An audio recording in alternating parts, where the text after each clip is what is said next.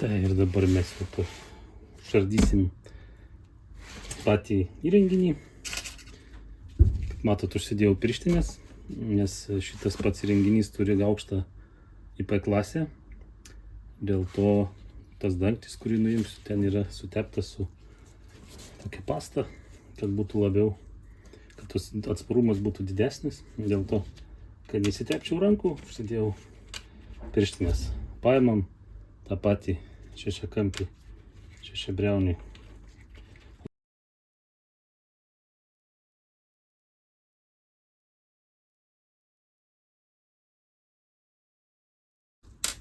Tai dar pamiršau paminėti. Visuose mūsų Vilo gaminamuose bakeliuose yra integruotas tas aktyviosios anglies filtras. Tai bakelio pačio nereikia prijunginėti prie jokių vėdinimo angų.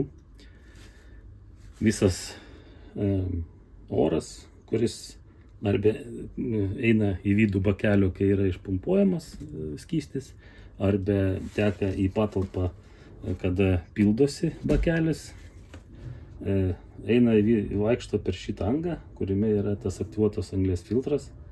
Ir šito filtro dėka kvapas yra visas panaikinamas ir patalpo jokių kvapų nėra.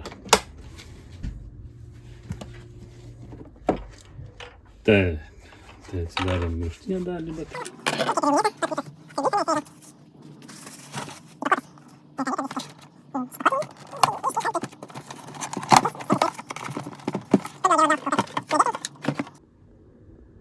tai dabar parodysiu tą vietą, kur atsisuka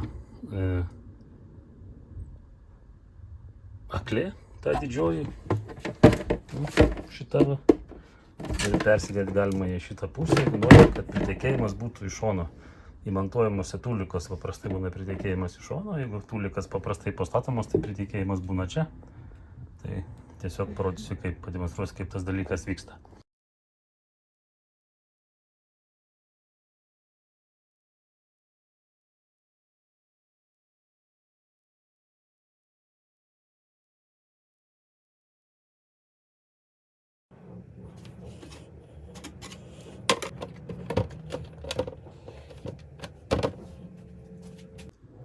Taip, Vilo šitas bakelis išsiskiria tuo, kad čia yra tikras smulkinimo mechanizmas šitam siurblį integruotas.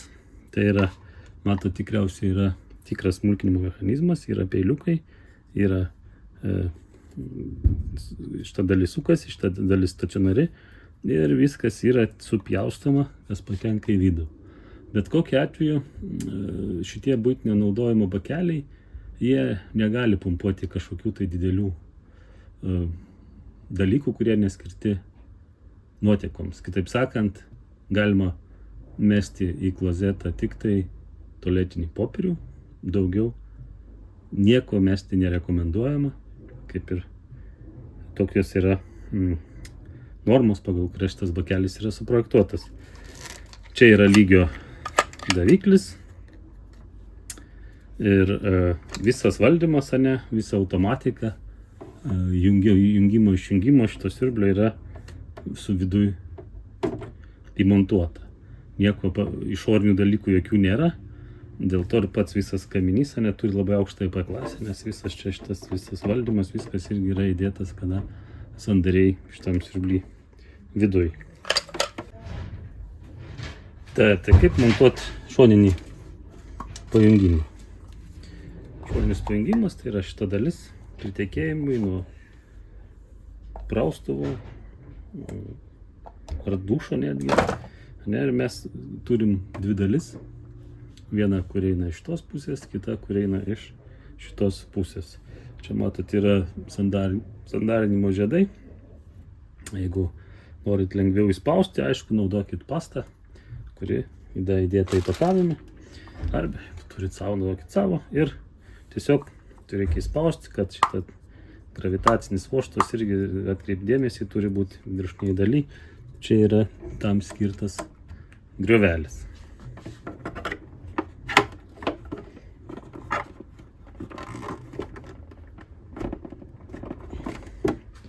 Užspaudėm, tad pilnai griovelis atsisėdo, viskas gražu. Tada iš šitos pusės man reikia paimti sandarinimo žiedą ir čionais užspausti. Matot, griovelis, yra griovelis čia ir čia turi atsisėsti šitas sandarinimo žiedas. Kai atsisėda čia sandarinimo žiedas, šitoj pusėje maunam, nepamirštame užsidėti chamutą. Užsidedam chamutą, kokį reikia dydžio.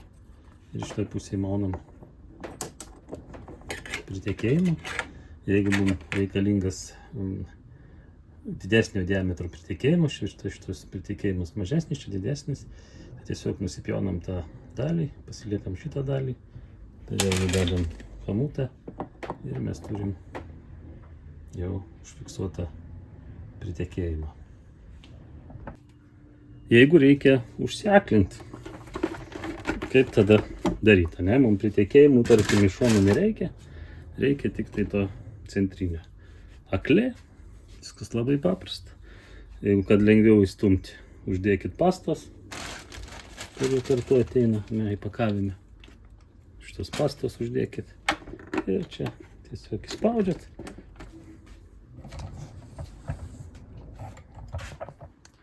Viskas užaklinta.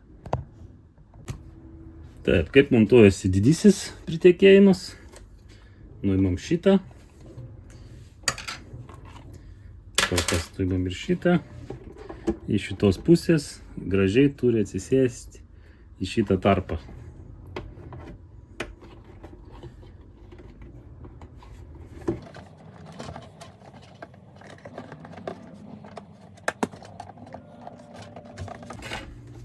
Kai jau sėdi, šitos pusės dedam fiksatorių,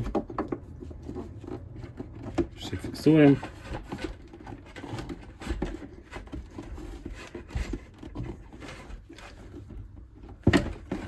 Užfiksuota ir tada jau čia kamutas ir tuliko pritekėjimas jungiamas. Kaip slėginės pusės montuojasi vamzdukas, įmam šitą, įmam chamutą atitinkamą.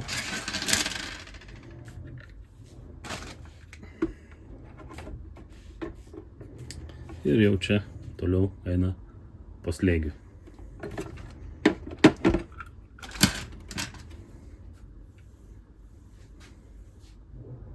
Siurblio įstatymas,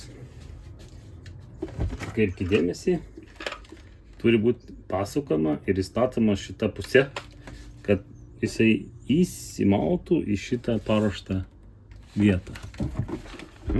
Tai šitą pusę į šitą vietą turi atsisėsti.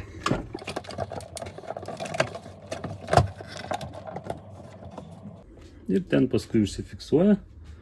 Jeigu jūs čia matot, yra tokie fiksatoriai. Šičia, kitoj pusėje.